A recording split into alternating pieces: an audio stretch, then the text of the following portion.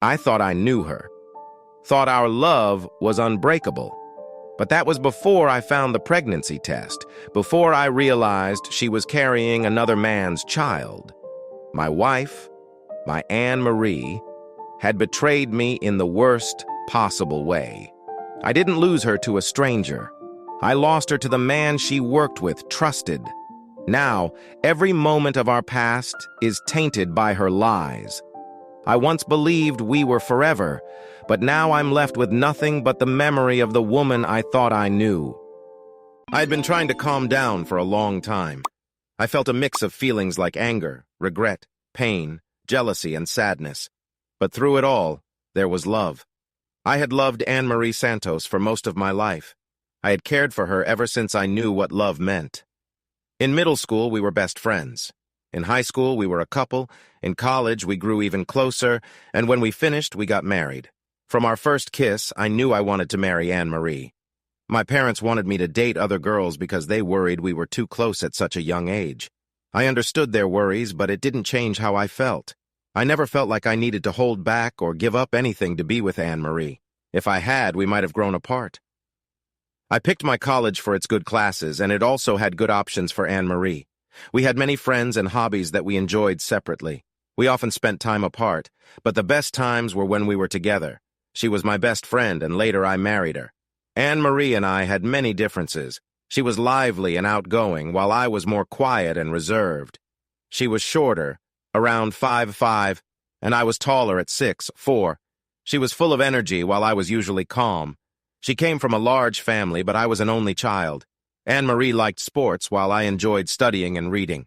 She practiced her Catholic faith closely, while I believed in God but wondered about organized religion. I thought I was fairly good-looking, and she had a lovely charm. While neither of us was famous for our looks, we balanced each other well. I can't say exactly what brought us together, but it was real. As kids, she would tease me playfully, and I would try to be a gentleman. I would watch her play sports, and she would come to my debate contests. I always felt proud of her, no matter what she was doing, and her smile showed me she felt the same way. We didn't plan it, but we always found a way to be together. I never asked her to choose me over anything else, and she never wanted me to change. Yet somehow we always made each other a priority. We could talk about anything, our dreams, worries, and wishes. We shared so much, which made what happened next even more surprising and painful. I wasn't really sure about the idea of soulmates, but if anyone seemed to fit that idea, it was her. Our bond was deep and caring. It was about more than just liking each other. When I asked her dad if I could marry his daughter, he questioned me intensely. He wanted to know everything about our relationship. At first, I got nervous and stumbled through my answers, but then I saw Anne Marie watching us from the porch through the window. I knew then that I had to be honest and stand firm in my answer. If I wanted to be with her, I needed to show it for real. I told him that she had touched my heart and made me feel things I hadn't felt before. I had decided to love her. I thought I knew what that meant, being there for each other through good times and bad, no matter what we faced. 3 years later, we had faced some tough times, and I was sure about my feelings. I still loved her and wanted her to be happy, even if I didn't feel happy myself. That's why I found myself alone trying to handle my emotions. She knew me well and could predict how I would react. I was sure she had thought about this. Even when feelings ran high, she understood my usual ways of dealing with things. In the past, my steadiness had made her feel safe, but now it meant she could choose for herself. But how I treated her was completely up to me. She was late coming home from work again. "I'm sorry to hear that things have been tough at your home lately. It's hard when you notice someone you care about is changing. The pain of not feeling the same love back can feel really heavy." When she entered the dining room, I noticed her, even though my thoughts were elsewhere. "Hi, Annie." "Hello, Gavin. Are you all right?" "No, not really. Can you please sit down for a moment so I can explain?" I had practiced what I wanted to say in my head, trying to keep my thoughts clear. I hoped I could make the right choices in this moment. I wanted to handle this situation with boldness and kindness, especially when it came to saying farewell to Anne Marie. "Annie, I care about you a lot. I always have, and I will continue to. I don't want to argue or shout. I don't want to point fingers or make you feel bad. I think we should sit down together and talk about what to do next, okay?" Sure, Gavin. What do you mean? Her eyes showed her worry even though she tried to keep it hidden. Annie, what I want most is for you to be happy. I don't know why I feel this way, but I've been thinking about it since our first kiss. It's hard to say, but I can see that you are not happy with me. I saw tears starting to form in her eyes. It was strangely comforting to know that my choice to leave was having an effect on her, even if just a little. I really don't want to talk about the details. I'm scared that knowing too much will only hurt me more and make it harder to move on. I hope you don't think I'm weak, but if we could just agree that I see you aren't happy with me, I would be grateful. You know what I mean, right, Annie? She answered quietly. Yes, Gavin, I understand. Thank you, Annie. Your understanding gives me confidence that I'm making the right choice. Annie, I want us to end our marriage. Miguel Santos had a strength inside him that I had always admired. He and his wife Maria had raised 4 sons and 4 daughters in a small 3-bedroom house in a tough neighborhood. He was about 5'9" tall, with a strong body built from hard work and life on the streets. His tattoos and scars told stories of his life. I thought he was one of the strongest men I had ever met, but what really impressed me was his loyalty and love for his wife and family. I felt it was important to share my thoughts with him and let him know about my decision. We were sitting on his back porch having a few drinks when he encouraged me to tell him what was on my mind. Mijo, are you going to tell me what you came here to say? Yes, I want to, but it's harder than I thought. I hoped he would stay calm while I explained everything. Sir, I have cared for your daughter since the first moment I met her. I promised you on this porch that I would always put her needs first.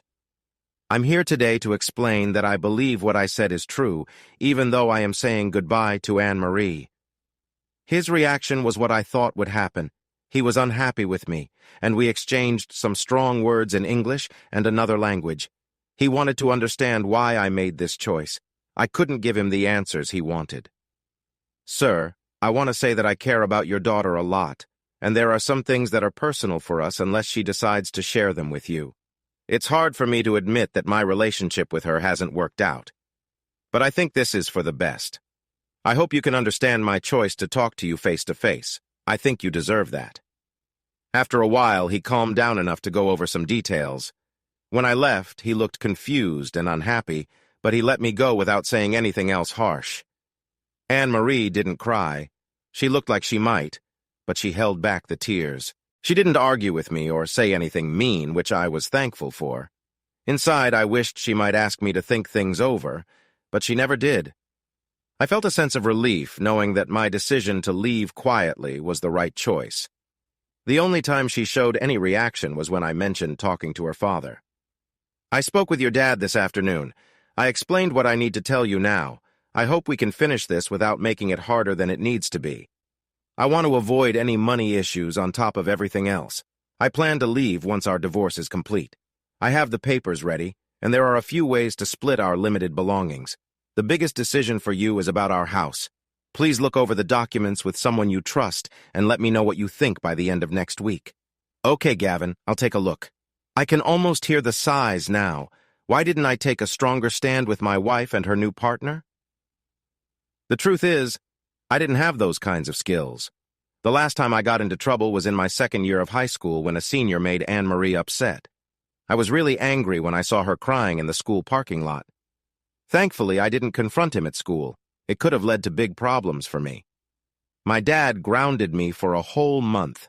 I considered myself lucky when his parents chose not to pursue any action against me. Years later, I learned that Miguel Santos helped a lot with that.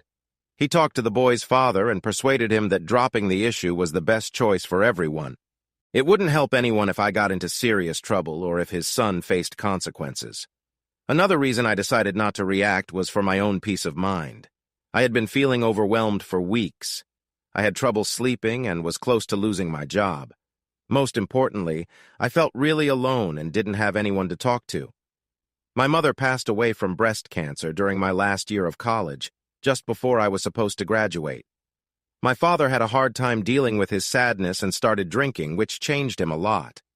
6 months after she died, he moved to Florida, and I hadn't heard from him in almost 4 years. I wanted a fresh start and needed to leave my hometown quickly. To do this, I needed money. The little I had also belonged to Anne-Marie, so it was important for her to support my choice to get a divorce and begin again. I was only 25 and had a plan. If things turned around for me, I might find some peace. Getting back at anyone was the last thing I was thinking about.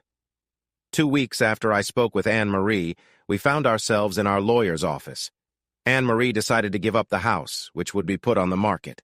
We agreed to split our checking and savings accounts, and I would keep my small retirement savings. She would keep the newer car and the payments for it. I decided to stick with my old truck, which was 10 years old. That was my final choice. It was all set, except for the 90-day waiting period. The next thing I did was the only choice I regretted during the divorce. I wasn't honest with Anne-Marie. "Where will you stay, Gavin?" she asked. "I found a small apartment close to work. I'll be there until I decide what to do next." "Okay. I guess we'll see each other when the house sells. At least during the closing, right?" "Of course. See you soon, Annie." Our lawyer had my power of attorney for the closing. My truck was packed with my clothes and laptop. I left my wedding ring on the kitchen counter of our old home, along with my last note to Anne-Marie. It simply said, "Goodbye, I'll always love you. Be happy." As I drove out of town, I stopped to say goodbye to Miguel Santos. For many years, he was more than just a regular father-in-law to me. "Mijo, you and Anne-Marie are meant to be together. Anyone can see it. You both shouldn't talk about the past. Can't there be forgiveness? Don't forget your promises to God and your family. This is a lot to handle and too soon." "Sir, I have found it in my heart to forgive. I love your daughter and only want the best for her. Now I need to find peace." Maria Santos hugged me at the door. I felt like she understood more than she said. When she finally let go, she gently touched my cheek, closed her eyes, and stood still for a moment. Then, in a soft voice just for me, she said, "God bless you, mijo. I will miss you." I had to go before my feelings got too strong. When your partner is angry with you, it's important to understand why. I felt lost. Sometimes, small things bothered us, like remembering to put the toilet seat down, picking up my socks, or loading the dishes into the washer. But we hadn't had any real arguments in months. I started to think she might be feeling stressed from work. They had been working longer hours. When I asked her about it, she said she was trying hard, but everything would be fine. So, I figured I should try to help without causing more problems. I took on more chores around the house. I cooked dinner more often and washed the dishes right away. I did the laundry, folded towels and sheets, dusted the furniture, and cleaned the windows. I wanted to do things she would notice, hoping it would brighten her mood. After a few weeks, I finally decided to face my least favorite job, cleaning the bathroom. If I hadn't decided to do that, I might not have found out what I did for a long time. I wouldn't have taken out the bathroom trash if I hadn't seen the box for the pregnancy test. That made me curious, so I looked through the garbage and found the positive test. Then I went to the medicine cabinet and noticed the unopened birth control pills. This made me think, and I reached a hard conclusion. We hadn't been close for at least 7 weeks. It had been almost 2 months of reasons like not feeling well, being too tired, or too stressed. This was the longest we had gone without being together, but I hadn't worried much about it. I knew something was off, though I hoped I was wrong. It seemed like someone else had been with my wife. But who? I didn't wait long for an answer. I called Anne-Marie, ready to ask her a hard question. When I dialed, her line went to the front desk.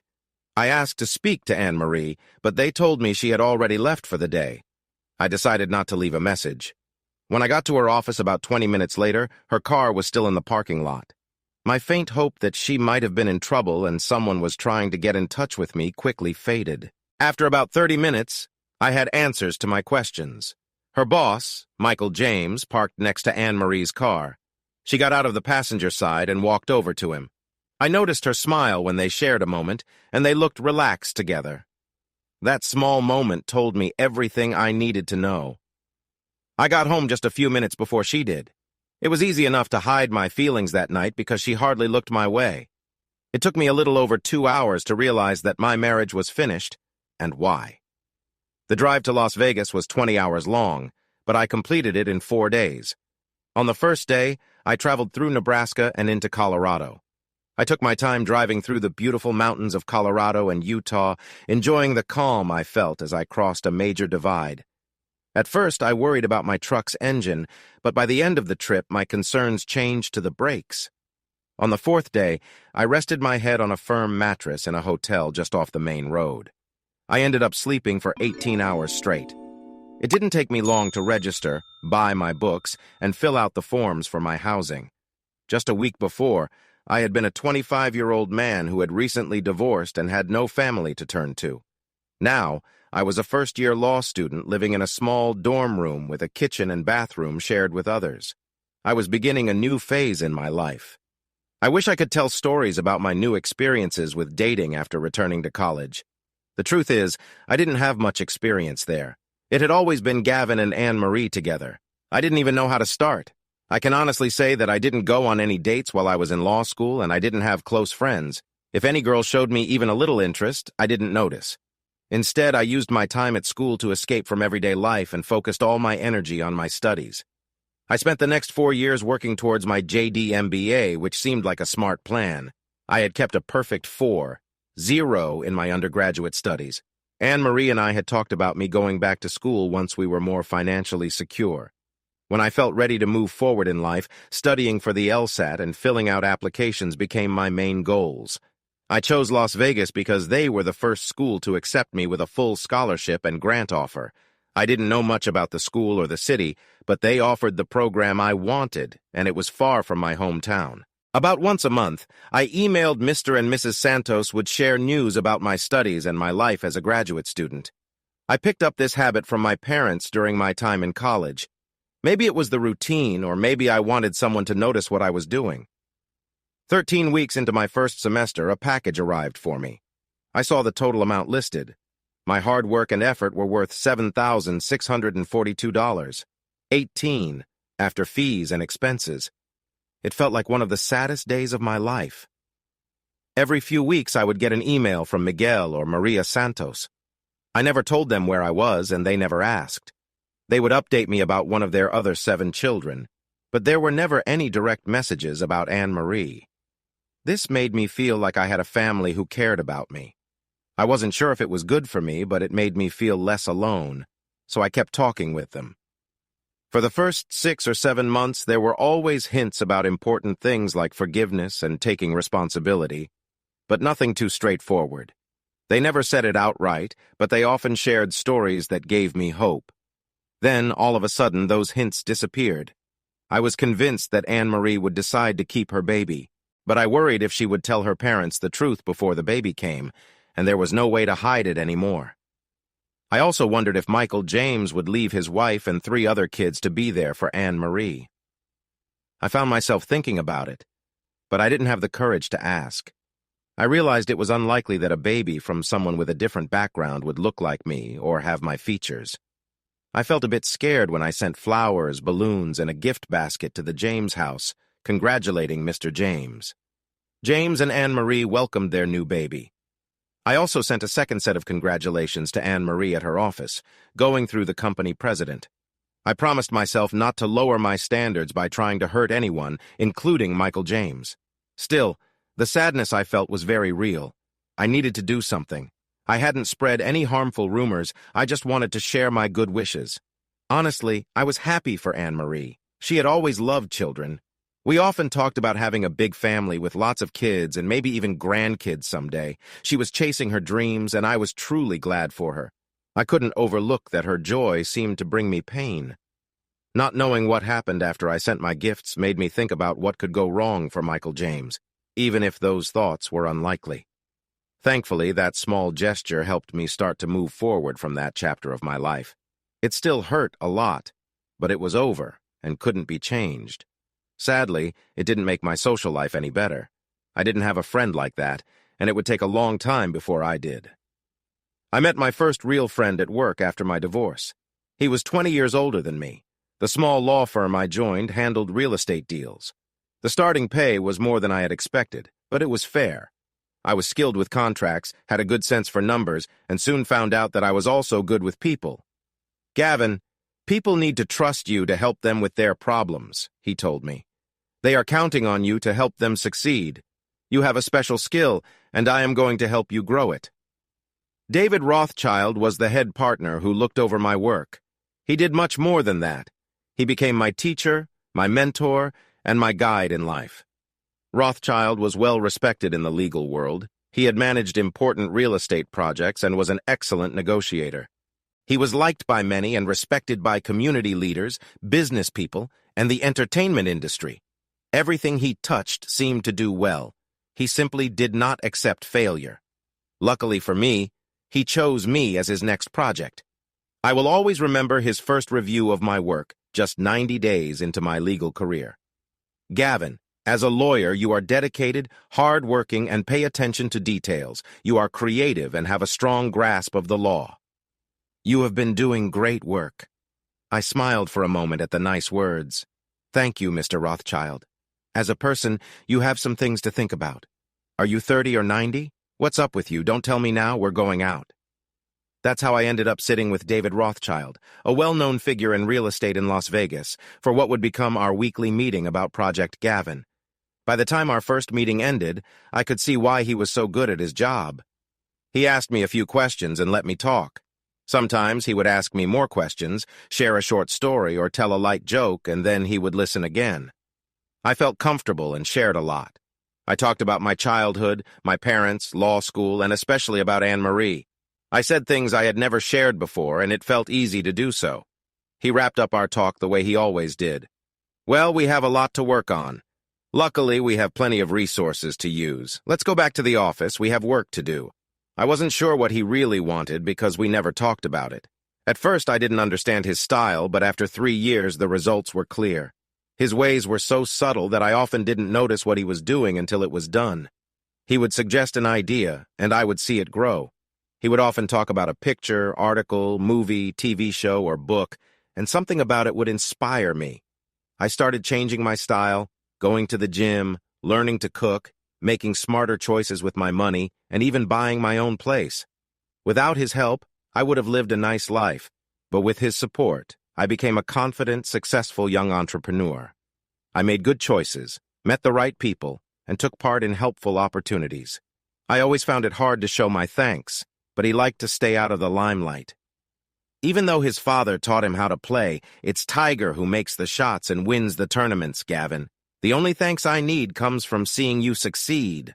After nearly 5 years of working for Rothschild, he started to care more about my personal life, and most importantly, my well-being. One day, he surprised me by coming to my office and sitting in one of my guest chairs. Gavin, what are you getting your parents for their anniversary? I was surprised by the question. How could he forget that my mother had passed away years ago? I was certain he knew my father had died from liver failure the year before. He was the one who let me take time off to go to Florida for the funeral. When I looked at him, he seemed to find my confusion amusing. Come on, Gavin. Miguel and Maria Santos will celebrate 50 years of marriage next month. You must have thought of a nice gift. It would be unkind not to acknowledge such a special occasion. With that, he walked away, looking pleased with himself. He was right. The Santoses felt like family to me.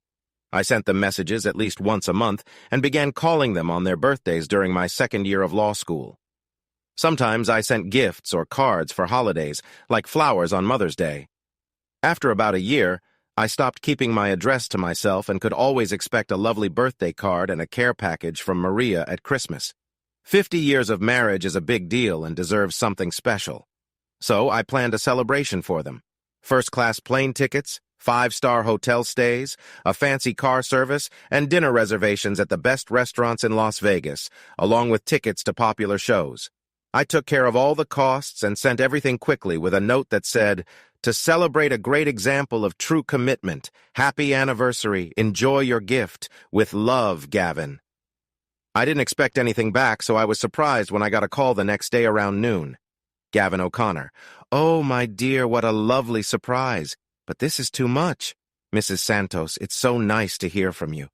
You and your husband truly deserve this gift, and I was happy to give it to you. Oh, Gavin, you've always been so kind. Just a moment. Miguel wants to talk to you. Gavin? Yes, sir. Gavin, this is too generous. I can't accept this. I can't imagine how much it costs. It's too much. He kept talking, and I wondered how he was speaking without stopping. "Mr. Santos? Miguel? Dad?" "Yes, Gavin. My gift doesn't even come close to showing you the kindness you've given me over the years.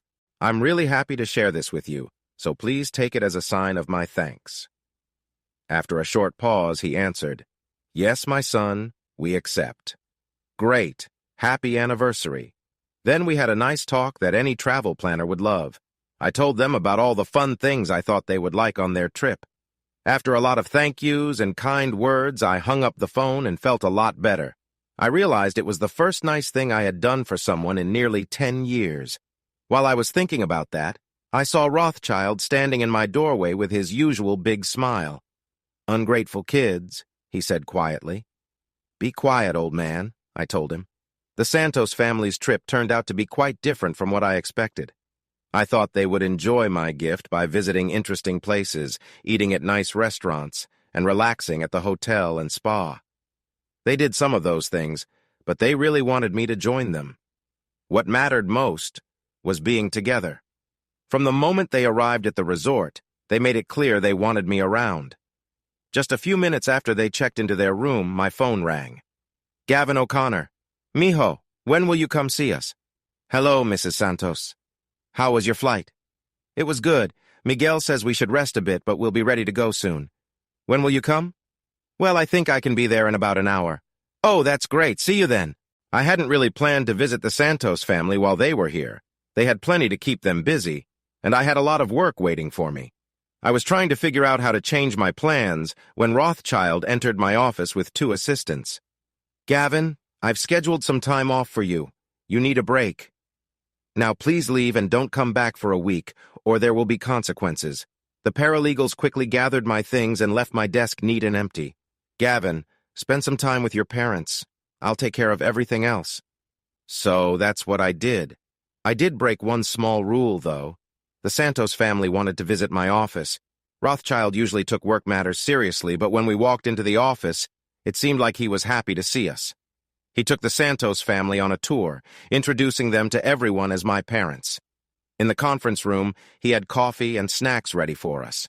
He spent almost an hour sharing stories about my job, talking about my successes, and treating the Santos family like valued guests. It truly brought me joy to see the pride on the Santos family's faces as he spoke about me. Maria stayed close, giving my hand a gentle squeeze each time someone said something nice. "We are so proud of you, mijo." The rest of the week went on in a similar way. I could see Rothschild's good influence everywhere we went. I had picked the fancy car service, the hotel, the places to eat, and the shows for the Santos's trip based on the connections I had made over the years. I'd used a few favors to help out. It wasn't a big problem, but Rothschild definitely went above and beyond. No matter where we went, we got excellent service. We were greeted by owners instead of just staff. They told us how I had helped them and gave us the best seats, the finest drinks, and anything else they could provide. It was quite amazing. Mr. and Mrs. Santos, I must say this week has been quite special. Although I know and work with all these people, I've never had service this great before. I usually live a much simpler life. Gavin, we think it's wonderful that you have so many friends who want to show us how much they appreciate you. We've always known you were a special young man, and it has always made us proud to call you. Maria Santos couldn't finish her sentence, but Miguel helped her out. Our son. That is who you are and who you will always be. You promised before God to join our family. You have kept that promise in every way. You have been a steady part of our lives since you were little, and it has been a joy to watch you grow into a great man.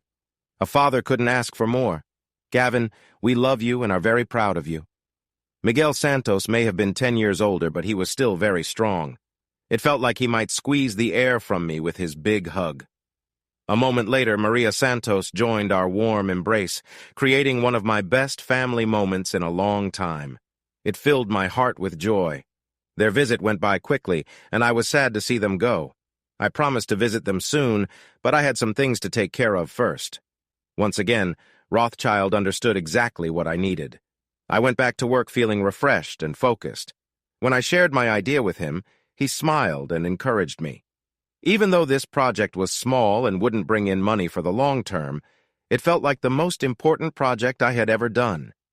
In just 6 weeks, I managed to get all the property rights I needed, except for one. I already had a buyer ready with full funding.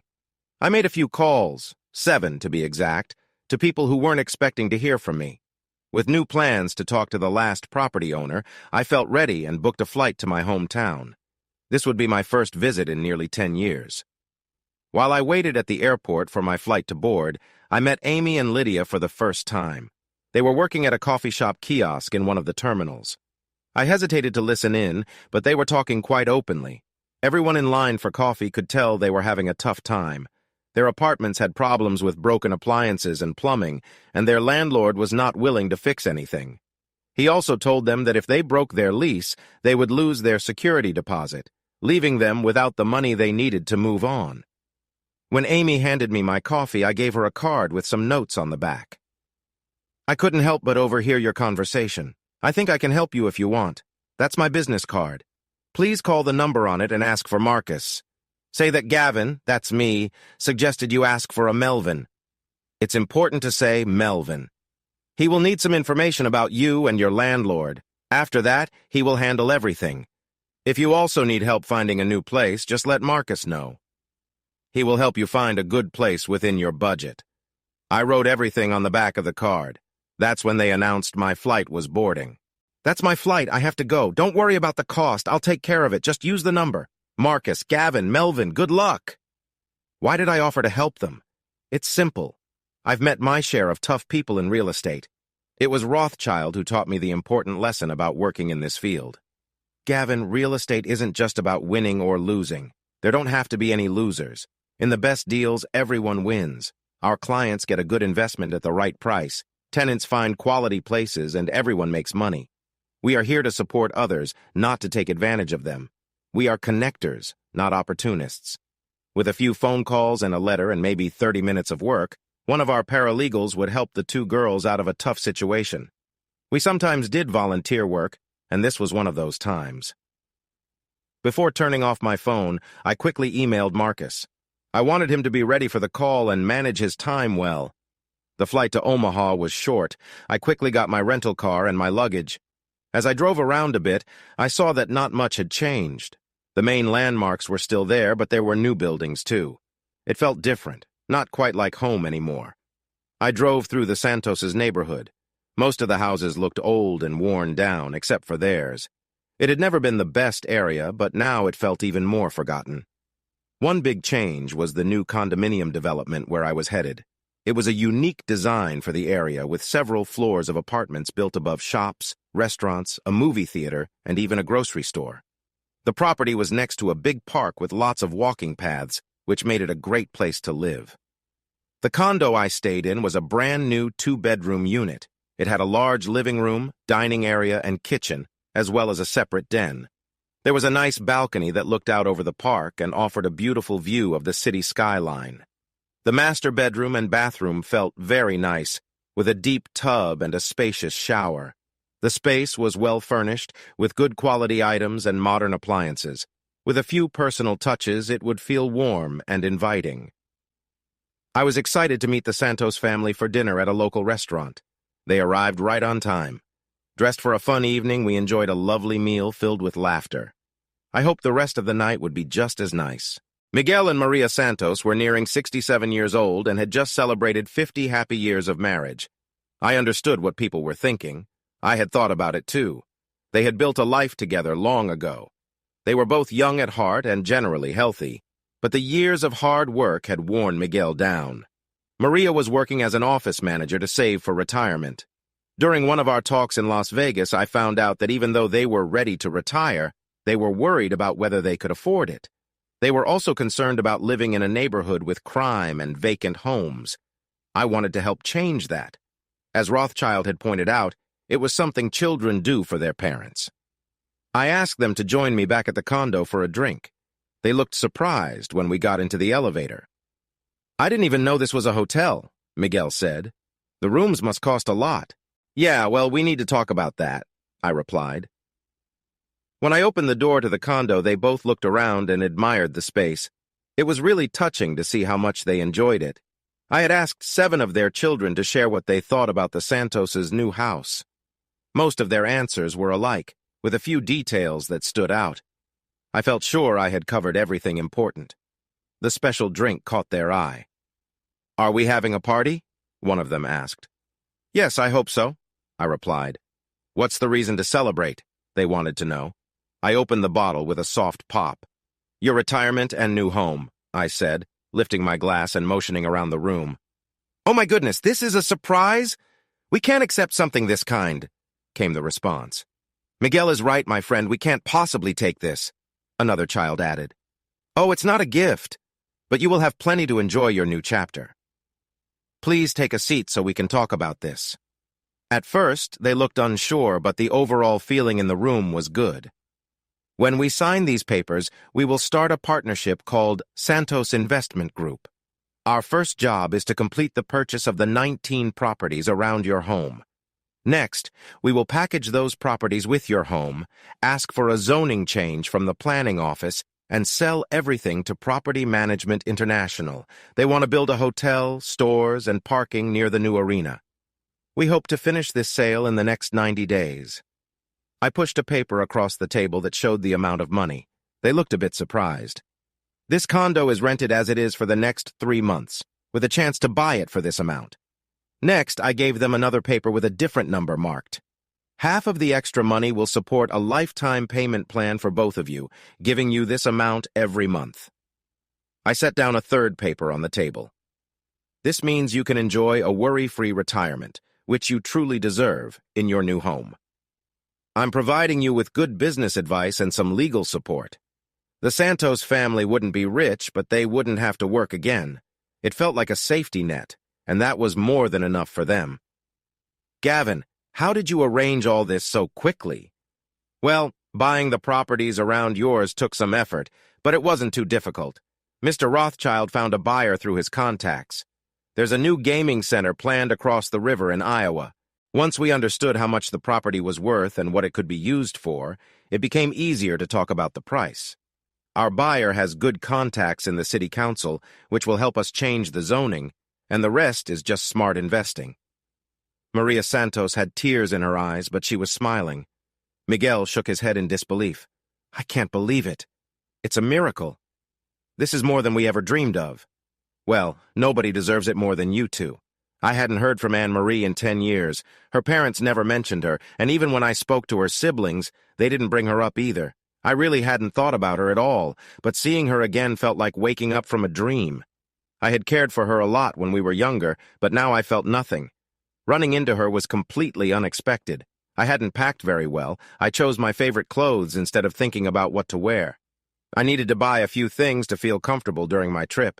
Thankfully, a new shopping center had opened, and it had one of my favorite stores that wasn't there before. I had been shopping for a bit when I heard someone say, "You have great taste." It was Anne-Marie. She looked a lot like I remembered. She was a little older, her smile not as bright, and she had gained a bit of weight. It wasn't too much, just an older version of the woman I once knew. "Hi, Anne-Marie. What brings you here?" she asked. "I'm just shopping. How about you?" "Oh, I work here. I meant, why are you in town?" "I'm just finishing some work and seeing some old friends." "Oh, was I one of the friends you wanted to see?" "To be honest, no." "Oh, okay. It was nice to see you, Gavin." "You too, Anne-Marie. I thought that would be the end of our conversation. It felt a bit awkward, but not too much. I figured it had gone better than I expected since I didn't plan to see her again. I didn't stay calm for long when I noticed she was at the register. After finishing the sale, she spoke to me again. "Gavin, how long are you staying here? A few days, maybe? Could we meet and chat for a bit? I'll think about it." She gave me her card, and I left without saying anything else. I felt unsure about what to say to her. I had really moved on and almost didn't make the call. 2 nights later, despite my thoughts, I found myself alone in a booth at one of my favorite bars. Anne-Marie and I used to come here with friends after work on Fridays. It felt familiar, but different now. She had obviously put in a lot of effort. Her little black dress looked nice on her, and her choice of shoes drew attention. She also seemed to have spent time on her hair and nails. If she had been a stranger, I might have thought about asking her for a drink. She looked good. I didn't stand up as she slid into the booth across from me. After a moment of quiet, she finally spoke. "You lied to me. You lied to me first." I knew what she meant, and she understood me too. She seemed a bit uneasy before she went on. "I didn't think you would actually leave town. I hoped we could talk things out. What would that do? I'm not sure, but I felt sad when you left. Well, you didn't really give me a choice, so I don't feel sorry for how you feel." She looked a little taken aback by my words. I wasn't trying to be harsh, just honest. "Gavin, I never stopped caring about you, even when I made my decisions." I sighed at that. I wondered if this was the path she wanted to follow. "Anne-Marie, the one good thing about our time apart is that you were always truthful with me. Maybe because I never gave you a reason to be otherwise, but I can't stick around if you're going to be dishonest now. What do you want? Why are we here? Nothing will change. What happened between us is in the past. But you never tried to save our relationship. You just walked away without talking about it. It really surprised me. Why would you leave without giving it a chance? I thought you loved me." "Well, I guess we see things differently. To me, it felt like you gave up on us without saying goodbye. You didn't even let me try to make things better. I just wrote down how I felt. I made a mistake, Gavin, I really did, and I'm really sorry. Is that enough?" I couldn't help but feel upset. Being apart had helped me see things more clearly, while Anne-Marie seemed lost in her own thoughts. "That doesn't make sense." She looked hurt, and her eyes filled with tears, but what she said felt off to me. "Just because things didn't go the way you wanted doesn't mean you can change what happened. Please don't act like you really cared about me." "I did care, Gavin. I loved you. I still care about you." "Do you really mean that?" "I do, Gavin." "Okay, let's think this through. Was it you or Michael James who decided I should be away from my wife?" She looked at me, and for a moment, I saw a hint of regret in her eyes, but mostly she seemed unsure, like she wished she hadn't started this conversation. It was his choice. "So your so-called love for me let you be with another man and follow his plans even if it hurt me?" "Gavin, How long did you wait before you stopped taking your pills?" "What?" "Well, This wasn't an accident. You chose this. When were you going to tell me? Or were you going to pretend it was mine, knowing we weren't close?" She didn't try to answer. "Why aren't you with him? Where is he now?"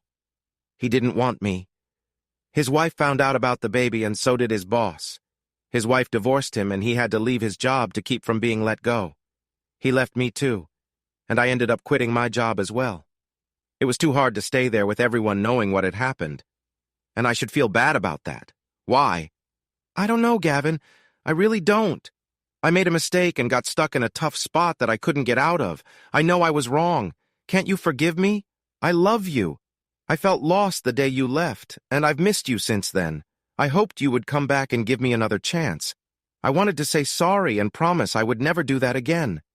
I'm very alone, Gavin. My parents hardly talk to me. My siblings don't want me around. I don't have any friends. I am all alone. Anne-Marie, I forgave you a long time ago, but there is no way I can go back to what we had. Well, you still have your other child. It can keep you company at night." "That's a tough thing to say, Gavin." "Not as tough as what you've said to me." "I'm not lying, Gavin. I want another chance. I've dreamed about it for years." "That's not going to happen." "Why not? I know you care about me. You said you would always care about me. I've always cared about you. Why can't we make this work?" 2 reasons. First, I'm not the same person you married. I've changed a lot. You don't really know me anymore, and I certainly don't know you. You do know me, Gavin. I'm still the same person you loved back then, so your first reason doesn't hold. What's the second reason? You know, Anne-Marie, that's the first thing you've said that I truly believe. Now, let me explain my second reason. You made a choice to be with someone else. I let that happen without saying anything harsh because I cared about you. I might still care in my way. Since the day I left, I have gone to law school, passed my exams, started a new job, and created a new life. But there is one thing I haven't done. I haven't been with anyone else since we last met. So let me ask you this. How many different guys have you been with while thinking about me and what we had? Anne-Marie couldn't meet my eyes.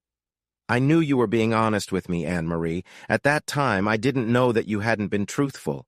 How can I trust you again? Why should I want to? Give me one good reason to let you back into my life that isn't just for your sake. If you can do that, maybe we have a chance. She cried quietly as I stood up to leave. That's what I thought. Goodbye, Anne-Marie. 3 months later, I saw them again. I was on my way back to Omaha for some business. Everything had gone as planned. Miguel and Maria were happy in their new home, and it made me feel good to see them doing well. This time, the ladies were cheerful, laughing as they helped the customers. I was focused on my phone when I heard someone call out my name. Mr. O'Connor. Yes? How can I help you? At first, I didn't recognize them. I had never really met them, and I didn't know their names. Then it hit me. Oh, yes, you're from Melvin. I'm sorry for not connecting the dots. How have you been? Everything is great, Mr. O'Connor. We wanted to thank you, but we didn't know how to express it. Please, just call me Gavin. There's no need for thanks. I just wanted to help. I'm really glad to hear you're doing well. I took a moment to look at the two young women. Only one was speaking. She was a friendly brunette with a lovely smile and curly hair that rested on her shoulders. She was about 5'7" inches tall and had a nice, healthy body. Her friend seemed a bit shy. She was a little taller and thinner with long, straight blonde hair. Even though she was small, she looked healthy, and a little smile showed she was not scared. Again, they announced it was time for me to get on my plane.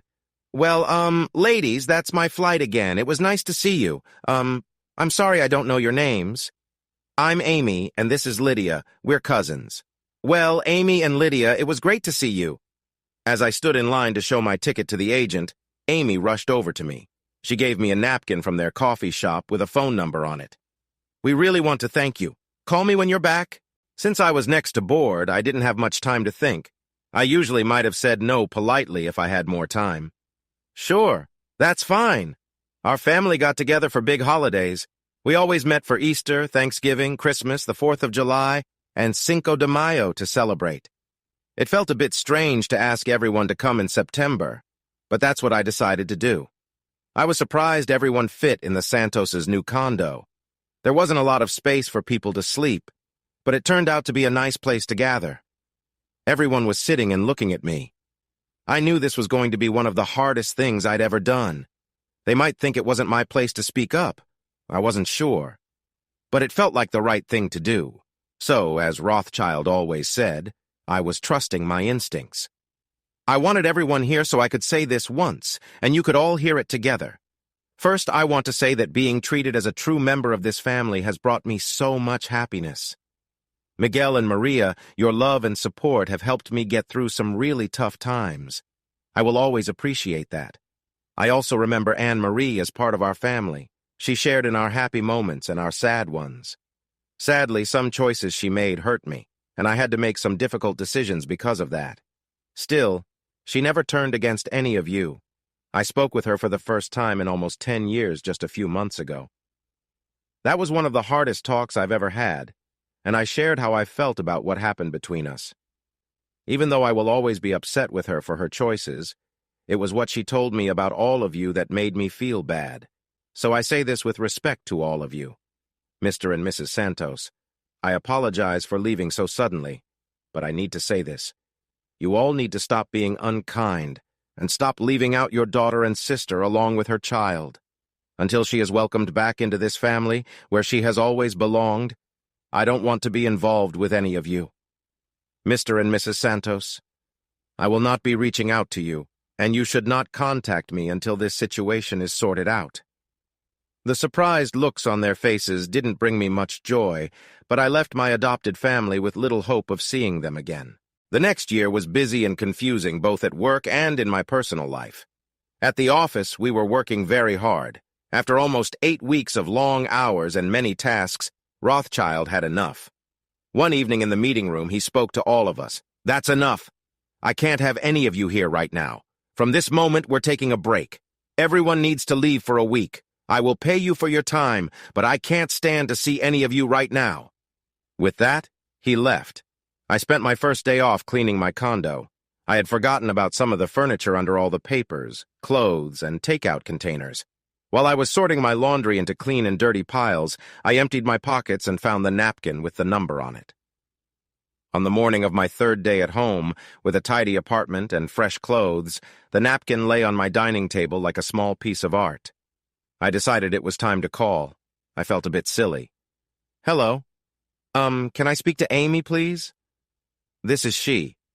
Oh, hi, Amy. This is Gavin O'Connor. I met you at the airport. You gave me your number there a few weeks ago and asked me to call. I was sure my face was very warm on the other end of the line. Hi, Gavin. Of course I remember you, she said with a smile. How could I forget? Well, I know this is last minute and you might have plans, but I was hoping you and Lydia could join me for dinner tonight. I'd love to cook for you at my apartment and hear how everything is going with your new place. I've been a bit bored since we had to move out of the office for the week. I really hope you can come. She giggled, and I felt a little shy. Gavin, we would love to come over for dinner. Tonight works perfectly for us. That's great. I'm so happy to hear that. Gavin? Yes? Could you give me your address? Oh, of course. Here it is. I felt a bit flustered, realizing I was inviting people over for dinner. Talking to Amy and Lydia in person made me feel much more comfortable, even though Lydia was still a bit quiet. She was looking at me and smiling, which was enough to make me feel at ease. This is a lovely condo, Gavin. You must like having friends over. My condo was quite nice, though I couldn't take much credit for it. It was part of a new building project. Rothschild and I helped set up the funding for the developer. This 3-bedroom penthouse condo was a great deal, so I quickly decided to buy it. I had a lovely view of the city, and it was a nice place to unwind, even though I hadn't used it much. I liked the condo so much that I thought about putting in a bit more money. But I didn't want to say that I also owned the entire building. Actually, besides my boss, you're the first guests I've had here. Really? What about your girlfriend? Oh, I don't have a girlfriend. I haven't even been on a date since my divorce, and that was 10 years ago. Amy and Lydia were sitting on tall chairs at the kitchen island, sipping some wine. Amy kept asking me questions, and it was nice to talk to someone other than my boss and colleagues. I was making pasta and getting a sauce ready while chatting casually. I didn't realize how much I was sharing. I just felt comfortable with them in a way I couldn't really explain. Then the conversation stopped. When I looked up, they were both looking at me, surprised. What? Did I say something wrong? I'm sorry, what did I say? You haven't been on a date in 10 years, Gavin? Well, no, I haven't. I was busy with school and work, so it just didn't happen. Is that strange? Yeah. Even Lydia nodded in agreement. Oh, well, I guess I never really thought about it. That is a bit unusual. I just can't understand it, Gavin. Believe it or not, it's true. Dinner is ready now. Let's go to the table. Dinner was fun. Laughter and smiles surrounded us. I learned more about Amy and Lydia. Amy was in her last year of college studying hospitality management, while Lydia was focusing on English with a minor in creative writing. I asked Lydia if I could see some of her work. Amy said maybe. They shared a look that confused me. Both were 22 and had lived together since they were 16, after Lydia's parents sadly passed away in a car accident. Staying together in college felt right for them. Amy told me that Lydia liked me and would get to know me better over time. I decided to believe her. There was a special feeling in the room all night. It might have been the wine or maybe my awkwardness, but it seemed like the two young women were being kind to me. I tried to push that thought away, but I didn't mind too much. Honestly, I liked the attention, even if it was mostly in my head. At the end of the night, I got a warm hug and a kiss on the cheek from both of them. They left with Amy saying we should meet again soon. I jokingly said I was free for the week and that they could come over any time. I was really surprised when they showed up the next day before lunch, bringing a picnic basket full of food. We had lunch on the balcony and enjoyed the nice weather before it got too hot. After that, they both went off to work. It seemed they were happy I had invited them. The next evening, after their classes ended, they came back with pizza, popcorn, and a movie. They sat together on the couch while I relaxed in my favorite chair. Amy seemed a little nervous about asking to use the pool the next day. She wasn't sure if the building would let guests in. I smiled and told her I would take care of it. When they came the next day, I had a nice surprise for them. I had gotten special keys for the pool and gym for both of them, along with a locker in the ladies' area. Sometimes it felt good to be in charge. They also had a surprise for me. When they came out of the bedroom ready for a swim, I realized I needed to work harder at the gym. After my week away, we got back into a routine. I would go to work and then come home. 3 or 4 days a week, the girls would come over for dinner, a movie, or just to talk. We usually found something fun to do together on the weekends. The girls also came by almost every day to use the exercise room, even though I was often at work. Rothschild was enjoying all his new material to joke about. If I didn't know you so well, I'd think you were dating 2 women at once. Enough already, old man. We are just friends. Please keep your wild ideas to yourself. About 4 months into our friendship, I sensed something was off. We were having a quiet dinner one Friday night at my place, but the girls seemed unusually silent. As dinner ended, I could feel the tension rising. Ladies, is something bothering you? No, not really, Gavin. Lydia had a question for me, but she wasn't sure how to say it. Amy, you know you can ask me anything. I'm always here for you two, I said. Just ask whatever you want, but please don't take my answer the wrong way, I added. Okay. Why haven't you tried to get closer to us? Do you think we're not attractive? Lydia asked. I was a bit taken aback by her question. It took me a moment to gather my thoughts. Well, that's a tough question. I think both of you are really great and lovely, but I haven't tried to get closer for 2 reasons. First, I don't want to risk our friendship or make you feel uncomfortable like I'm just someone around for attention. And second, I'm not really sure how to make that happen. I've never had the chance to really try. Amy and Lydia exchanged looks for a moment. Then Lydia smiled and nodded. Amy took a deep breath and sighed softly. Gavin, Lydia and I want you to know that we really enjoy being with you. I'm really happy to hear that, I said, trying to understand what they meant. Lydia nodded, looking hopeful. We want to share something special together, not just with anyone else, but with you. I felt surprised and curious about their idea. So you're saying you want us all to be together? Amy smiled kindly. Yes, we believe something special could happen between us. I needed a moment to think about it. That's a big step to think about. I appreciate your honesty. Lydia leaned in a bit closer. It's important to us that you're okay with this. We just wanted to be clear about what we're looking for. I nodded, seeing how sincere they were. I understand. Thank you for sharing this with me. Lydia asked me to take some time this evening to read her writing. She thinks, and I agree, that it will help you see what she wants to say. Then, we'd like to come back tomorrow to talk about what this means for all of us. Can you do that? I think I can, but I'm a little confused. You just want me to read her stories? Yes, Gavin. Then tomorrow we'd like to chat about them and about us. Okay, I can do that. At this moment I realize that some of you might not understand me well. I have strong opinions about what is right and wrong, and these beliefs guide what I do. I also think it's important to treat people kindly, especially friends and family. I try to be nice to strangers and others I see often too. I'm not so set in my ways that I think everyone feels the same way I do. That's why I try to let others live their lives as they choose. As long as no one is hurting anyone else, I really don't mind how they decide to live. If someone wants a big family with many pets, that's totally fine with me, as long as they take care of them.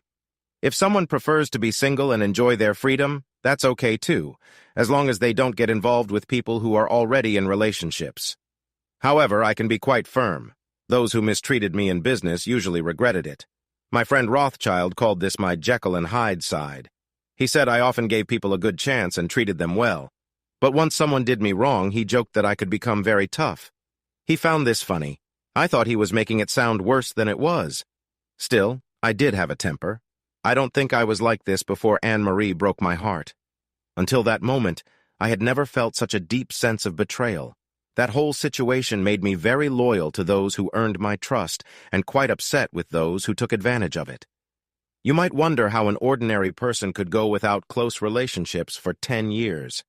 I have 2 reasons: hurt and distractions. After my divorce, I had little interest in dating. I was too caught up in the pain from my marriage ending to even think about it. Anything that reminded me, even slightly, of Anne-Marie was too much to handle. When I saw someone wearing nice clothes, I would think of her. If someone had a warm smile or a friendly way of being, I reacted the same way. Brown eyes, a kind smile, and a welcoming presence all brought back memories. It's hard to focus on anything when you feel like crying. I coped by setting those feelings aside and concentrating on my studies and work. The pain took a long time to go away. When it finally faded, my mind was filled with thoughts I didn't know how to handle. I had always thought meeting my true love at a young age was good luck, but I realized I had missed out on many experiences that might have helped me now. I had never asked anyone out on a date and didn't know how to start a conversation that could lead somewhere special. I was scared of being turned down, which kept me from trying at all. I felt sure in many parts of my life, but my past made it hard to open up to someone new. So I looked for other ways to keep myself busy and discovered some things about who I am. Anne-Marie and I got married when we were still quite young. I always valued our relationship, but we hadn't explored much beyond the surface. Having some time alone helped me think about what I really wanted. With so much information available online, I started to wonder if I wanted a bit more excitement in my life. Sometimes I felt bad about my thoughts. Over the years, 10 to be exact, I worried that I might never get the chance to try some new things I had heard about. During this time, I found Lydia's stories. They were full of imagination and set in different historical times that showed her creativity. Her writing flowed nicely, and she brought her characters to life in a way that made me feel I had known them forever. I learned a lot about Lydia through her tales. Most importantly, I discovered that she had her own surprising interests. When the girls came over around noon the next day, I was both excited and a bit anxious, hoping I wouldn't mess up these new friendships. After we got some drinks and snacks, we headed to the living room. Amy began the chat. Lydia and I aren't close in that way. All right, I'm glad to hear that. Honestly, I hadn't really thought about it before. Lydia just smiled as Amy went on. Lydia and I have always looked out for each other. We're not just cousins. We've been best friends for as long as I can remember. When we started thinking about dating, we would talk about what we liked, what we were doing, and what we wanted in our future partners.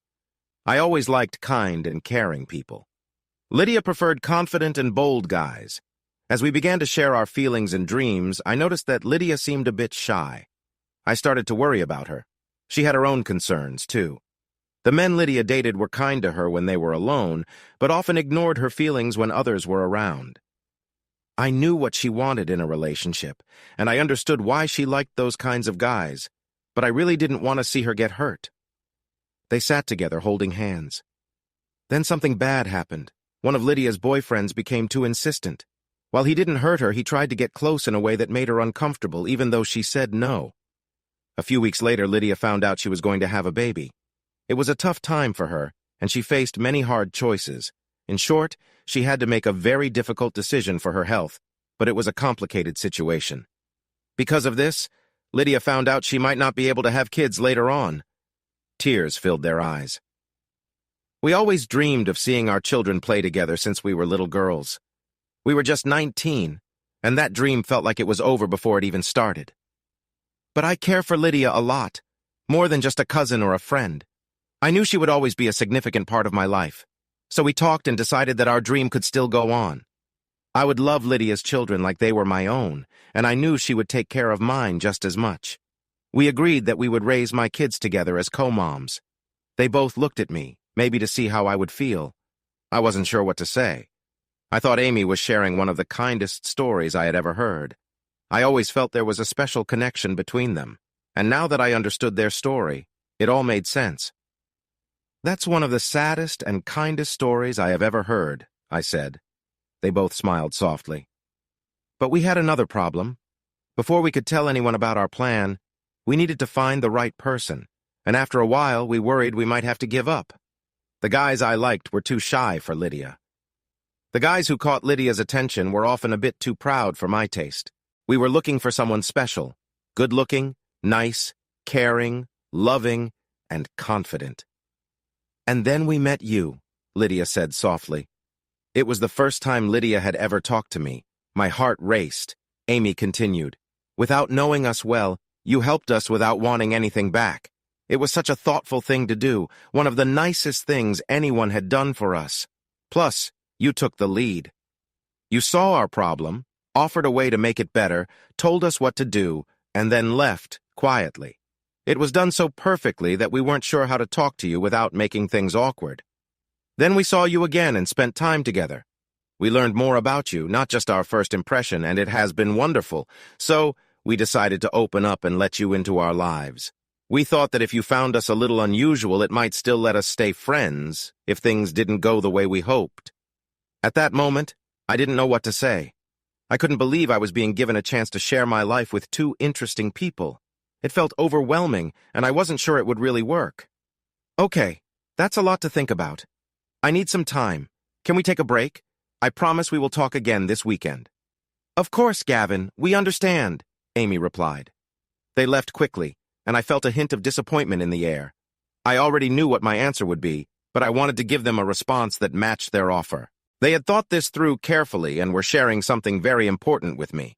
I wanted my reply to show that I cared. I ran a few quick errands to get ready for the evening and returned to the condo around 3 o'clock. I took out my cell phone and home phone and sat at the kitchen table.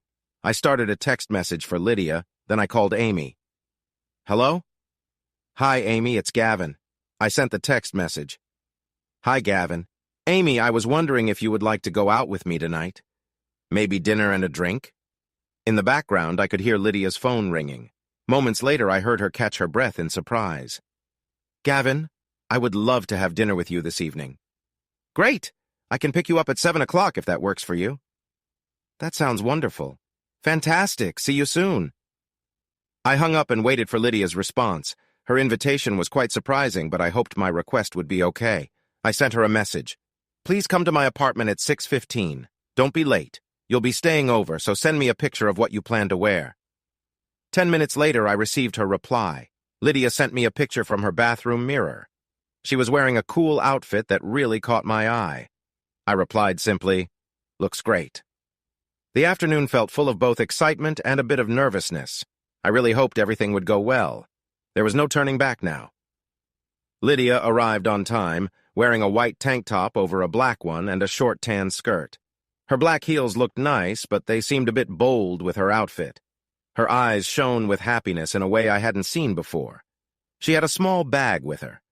I led her into the entryway and paused for a moment. I'll take your bag to the bedroom. We won't need it just yet. Please wait here. I took her bag and put it in the master bedroom. When I came back, I had something special that I had picked up earlier in the day. She stood still as I walked around her, admiring her. She was such a wonderful young woman. I really hoped that my plans for the evening would make her smile. I stepped closer to her and spoke softly. Lydia, I need to tell you that I have plans for tonight. I'm going out, but I really need you to stay here for me. Do you understand why? She slowly shook her head. I have a date tonight, and I hope it goes well. But sometimes, things don't turn out as we expect. I noticed she looked a bit uneasy when I touched her arm. Please take a seat. I want everything to be perfect when I get back. I carefully set her things on the coffee table, then stood in front of her, looking into her eyes. I let my hands move gently up her arms, feeling her warmth. I could tell she was waiting with hope as she took a deep breath. Enjoy your movie, Lydia. I'll be back by midnight. I smiled to reassure her, then left the room and walked out. I arrived at Amy's apartment with flowers in hand. When she opened the door, I was left speechless. I know every girl has a special dress for special occasions. Anne-Marie always wore hers for important events. I can honestly say I had never seen anyone look as beautiful as Amy did that night. The top she wore showed off her figure nicely. She had a small silver chain with a locket around her neck and a matching bracelet on her ankle. Her nails were painted a deep red, and her hair fell in gentle curls around her shoulders, complemented by a bright smile. I gave her the flowers, a small bunch of white lilies. Wow, you look amazing. Thank you, Gavin, for the flowers and your kind words. My evening with Amy was truly special. We enjoyed a bottle of wine and some sushi at one of her favorite restaurants. After that, we took a short drive to one of my favorite nightclubs for a drink. The round booths made a cozy spot for us to talk and laugh together. We talked about our hopes and what we wanted for the future, sharing our ideas about family and our lives together. We discussed relationships and commitment. There was a real bond between us that I could feel. Her eyes shone brightly at the end of the night. We enjoyed a pleasant evening walk in a nearby park, holding hands. For a little while, we just appreciated being together. As we stood outside her apartment, I felt the need to express my worries. "What's bothering you, Gavin?" she asked. "Why me, Amy? I'm over 10 years older than you, and I've been married before. Everyone we saw tonight seemed to notice you. You could have anyone." "Gavin, you'll understand soon. But for now, can you just believe that you're the one for me? I feel it in my heart. There's no one else." "Yes, I can believe that. Our farewell was sweet and sincere. It was a simple moment where two people showed how much they cared for one another. It ended with Amy's hands resting on my chest, her eyes meeting mine, and her bright laughter filling the hallway. "Thank you for a wonderful evening, Amy." "No, Gavin, thank you." She turned to unlock her door. After opening it just a little, she looked back at me, placing her hand gently on the back of my neck and leaning in to whisper in my ear. "Go for it, Gavin. You've got this." Then she smiled and stepped inside, leaving me standing in the hall. I didn't have strong beliefs in organized religion, but I always enjoyed the warmth and sense of community at holiday church services. I had become Catholic to marry Anne Marie in her church, and I had attended regularly during our marriage, so it felt nice to sit in my old church on Easter Sunday. I wasn't quite sure when the service would start, so I had been sitting alone at the back of the church for about 15 minutes when she came and sat beside me. "This seems like a good place to talk. Please forgive me, Gavin, for what I did wrong. Anne Marie, I forgave you a long time ago. You know that." "I know, but you forgave me when I didn't really understand my mistakes. Now I do. I understand how much I hurt you.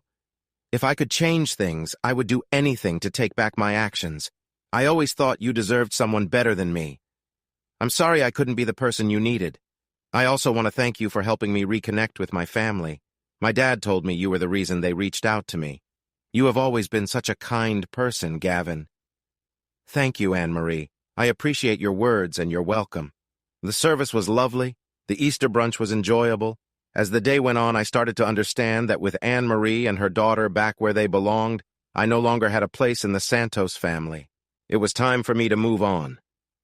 When it was time for me to say goodbye, there were many tears. We all understood what my leaving meant. In a moment that felt important, Maria Santos hugged me at the door, showing that she understood more than she said. When she finally let go, she placed her hand on my cheek, closed her eyes, and stood quietly for a moment. When she opened her eyes, she spoke softly so only I could hear. "God bless you, mijo. I will miss you." My relationship with Amy and Lydia was different from what many would call normal. For several months, the three of us fell into a special routine. We spent a lot of time together as close friends. If Amy and Lydia had lived with me all the time, we probably wouldn't have had much difference in our weekly time together. I was very happy dating Amy. Our relationship was sweet, filled with meaningful kisses and gentle touches. We often talked about getting closer, but Amy felt we would know when the right time would come. I agreed with her. It felt like we weren't ready for that next step. What surprised me was that she had no problem getting me excited, then encouraging me to spend time with Lydia for a different kind of bond. I didn't resist much. Lydia seemed very happy. Amy told me that after we first met, Lydia said I was just right for her. I guess I was good at picking up on feelings that weren't said out loud. Lydia looked to others for comfort, which made her feel safe. Amy had done that for years, and I was slowly taking on that role. But Lydia also needed someone to help her explore her feelings and limits. I was fully on board with that. She felt a sense of freedom and confidence from our friendship, which helped her creativity grow. Her poetry became prettier and her short stories more interesting. She did better in school, and I could see her self-confidence getting stronger. I might have been more careful about some of our activities if I hadn't noticed such a positive change in her life. She was just happy.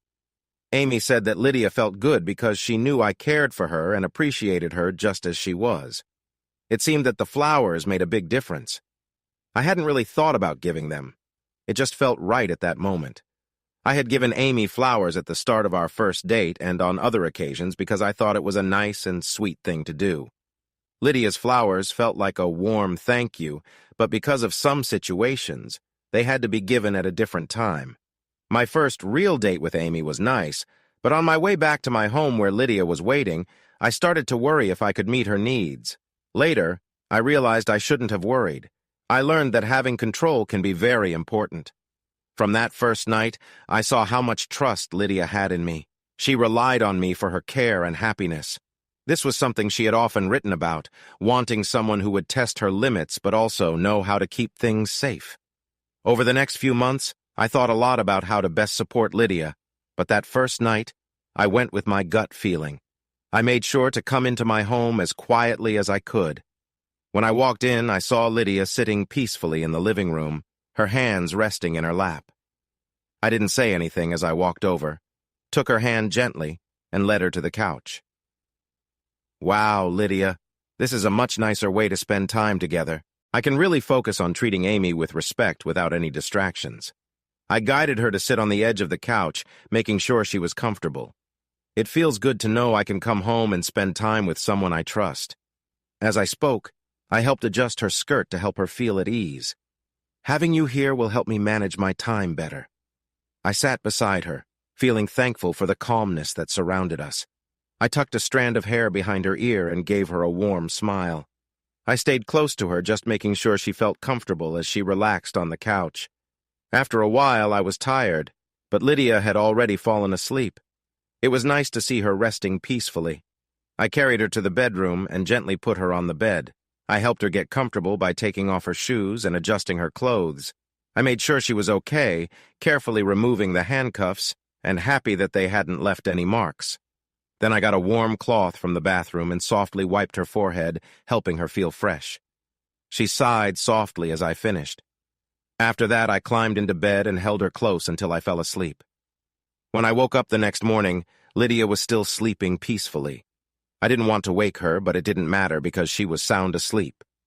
I took a shower, got dressed, and placed a bouquet of flowers on a pillow next to her. I worried about how Lydia would feel when she woke up. When Amy came over for breakfast and Lydia was still in bed, I felt a wave of panic. When Amy went to check on Lydia and didn't come back for nearly 40 minutes, I knew something might be wrong. When Amy came out of the bedroom with tears in her eyes, I knew something was wrong. But when she walked over, gave me a warm hug, and smiled at me, I started to feel better. "You are such a wonderful person," she said. Then Lydia walked into the room with the biggest smile I had ever seen, holding flowers like they were precious. Finally, I felt like I could relax and breathe easy. Leaving Omaha for the last time was a big moment for me. I had been telling myself that I was okay after Anne-Marie's hurtful actions in our marriage. I believed I was starting fresh with a new career and a stable life. I thought that was enough, but I realized that I truly needed closure and peace. I understood now that I was looking for happiness. On the way home, I stopped at a store to pick up a few things. It didn't take long, and having some money made things easier. My daughters were happy to see me, and like always, we sat down to dinner together. Our conversation was light and cheerful. Life felt good for us, and I thought about how I could make it even better. Amy and Lydia cleaned the table and went to the kitchen to wash the dishes. I stood behind them for a bit, just watching them work together, happily taking on a dull task because they were together. "I get why we haven't grown closer yet," I said. Lydia turned to look at me, but Amy kept her eyes on the sink. "When we connect for the first time, it will be for something very special. The purpose of being together is to share our lives and dreams. That's why we're all here. But you will have an important part, too. You will help Lydia and me achieve what we can't do alone. Only you can give us what we really want. You will give us the most special gift anyone can give, a child." Lydia smiled, but tears flowed down her cheeks. "I think you have been waiting for me to understand this." "I believe you've waited long enough." I knelt down and took out the box from my pocket. As I opened it, Lydia jumped with joy and softly clapped her hands. Amy turned to me slowly, tears in her eyes. "Amy, will you marry me?" "Yes, Gavin, I will marry you, and I will love you forever." In a beautiful moment, Amy and Lydia hugged each other first. This showed how close we were and how much we all needed each other. Each of us brought something special that made our lives complete. I placed the ring on Amy's finger and Lydia smiled, sharing in our happiness. "It's such a lovely ring, Gavin. Oh, I could never forget you, dear. You will always be an important part of our lives, and I want you to know I remember that." Then I took out a second box from my pocket and opened it, showing an ankle bracelet with a lovely design. It had a diamond in the center of a Celtic knot, with 3 stones in the corners, a ruby, a sapphire, and an amethyst. "Lydia, we love you and we need you. Please stay with us." Amy's eyes filled with tears, but Lydia was calm as I gently placed the bracelet on her ankle. "I am home, Gavin. I am not going anywhere." Then, with surprising strength, Amy took my arm and pulled me to my feet. She kissed Lydia on the cheek as she guided me toward the bedroom. "Amy, honey, where are we going?" "To practice, Gavin. We need to practice." That night, Amy showed me a kind of warmth and closeness I had never known before. Her love felt gentle and sincere, and she kept me close the whole time. She held me tightly, and we felt a strong bond between us. We moved together, adjusting as we enjoyed being with each other. Our movements were full of care, fitting together perfectly. "I love you, Gavin, so much." "I love you too, Amy, with all my heart." 3 months later, we got married in a small ceremony, with Lydia by Amy's side and Rothschild next to me. 6 months after that, we welcomed Aidan James O'Connor into our family. A year and a half later, we celebrated the arrival of twins, Sophia Marie and Stephen Michael. 11 months later, baby Olivia Rose completed our family. Our boys looked like me, while Sophia looked just like a younger version of Amy.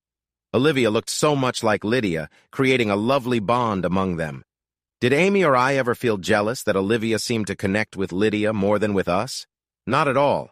Amy and I had a strong partnership, almost like a marriage, but Lydia was always part of our lives. While our arrangement was not the usual kind, there were times when Amy would suggest I spend time with Lydia. As the years went by, we shared fewer special moments together, mostly because of the demands of raising our children and our family duties. At first, I was happy in my role, but I faced challenges that made me forget that joy. It took some time, but I finally found my happiness and sense of belonging again. Our family life felt complete and peaceful. I loved Amy, Lydia, and our kids very much, and they loved me back. Lydia was always there for us, caring for our family. We kept our special way of living to ourselves, sharing it with only a few close friends. Together, we found joy in our everyday lives.